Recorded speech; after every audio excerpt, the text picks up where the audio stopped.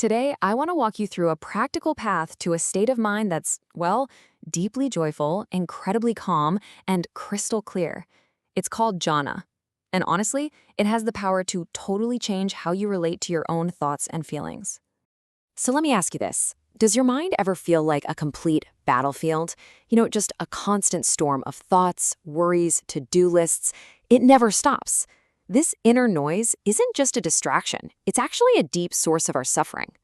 But what if there was a way to find real, genuine peace? Not by fighting your thoughts, but by learning how to quiet the mind from the inside out. To find that peace, though, we first have to get really honest about the problem we're trying to solve. So let's start by taking a closer look at the nature of pain and suffering itself. There's a really brilliant way to understand this, and it comes from the Buddha's parable of the two darts. He said the first dart is just the unavoidable pain of life. Getting sick, losing something, physical discomfort. We can't always control that stuff. But the second dart, that's the suffering we add on top of the pain, and that's the one we can actually do something about. This slide really breaks it down for us. The first dart is just the raw sensation, the throbbing in your head, the sting of a mean comment. The second dart, though, is our mental reaction. It's the frustration, the anger, the whole story we build around that initial pain. That second dart is optional. The entire practice is about learning how to experience life with just that first dart. So, how in the world do we learn to stop throwing that second dart at ourselves? Well, it all starts with creating the right conditions inside. Let's dig into how we can prepare the mind for the deep calm of jhana. This preparation isn't vague. It involves 3 really concrete steps. First, creating seclusion, and that doesn't just mean a quiet room, it means finding a quiet space in your mind. Second, you have to actively work with what are called the 5 hindrances, things like greed, aversion, and restlessness.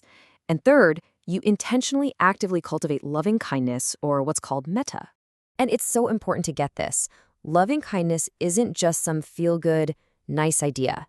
As the meditation teacher Shaila Catherine says, it is itself a powerful concentration practice.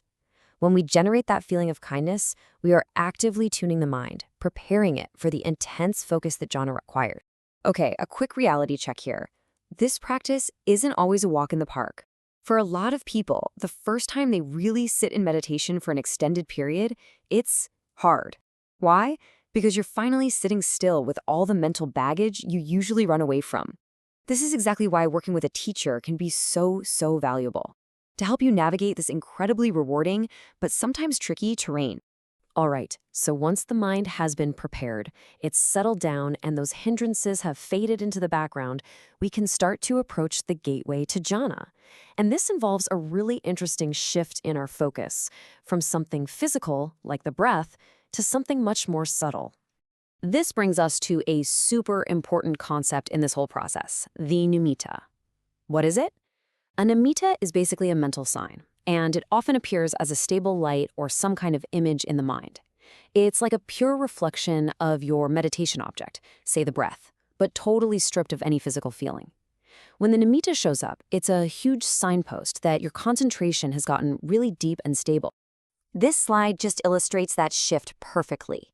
We all start by feeling the physical sensations of the breath, right? The air moving at the nostrils, the rise and fall of the chest.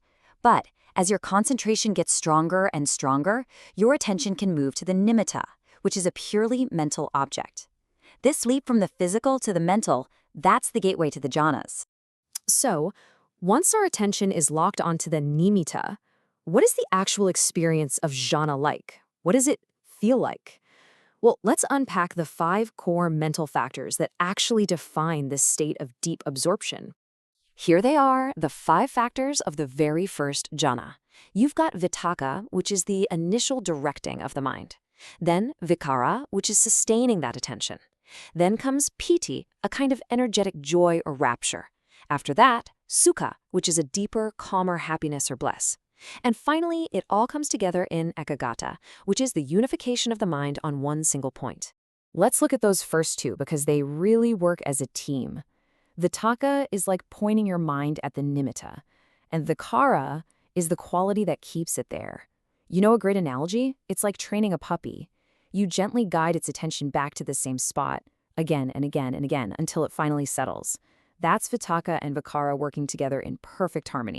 Now, as your concentration really deepens, a quality called piety can arise. And this is an amazing feeling. It's super energetic and incredibly joyful. The ancient texts use this beautiful phrase saying it's like being drenched by delight. It's this vibrant sense of rapture that you can feel through your whole body and mind. And it's a clear sign that those mental hindrances are totally gone for a while. Okay, so after that energetic buzz of PT, something quieter but even more profound emerges. It's called sukha. If piti is like the excitement of a bubbling spring, sukha is like the deep, peaceful calm of a still mountain lake. It's just this pervasive sense of contentment and well-being that fills the entire experience.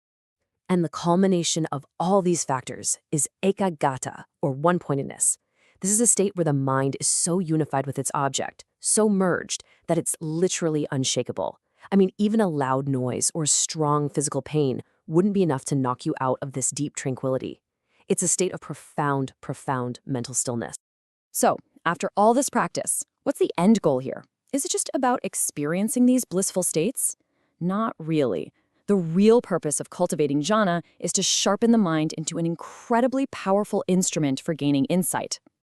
And this is a really crucial point. The goal is not to escape from life and just hang out in a state of jhana forever. It's better to think of it like a mental gym. Jhana is a state we cultivate to strengthen the mind, to make it powerful. It's a training ground that actually prepares us for the real challenges of daily life. The real takeaway is this. When you emerge from these deep states of concentration, your mind is in a truly remarkable condition. It's described as being extraordinarily agile, malleable, unified, clear, and stable. Basically, it becomes the perfect tool for the work of insight, for seeing things and yourself as they truly are, with unbelievable clarity and wisdom. And so we're left with a pretty powerful question to reflect on. This entire path is about training the mind to be still, stable, and clear.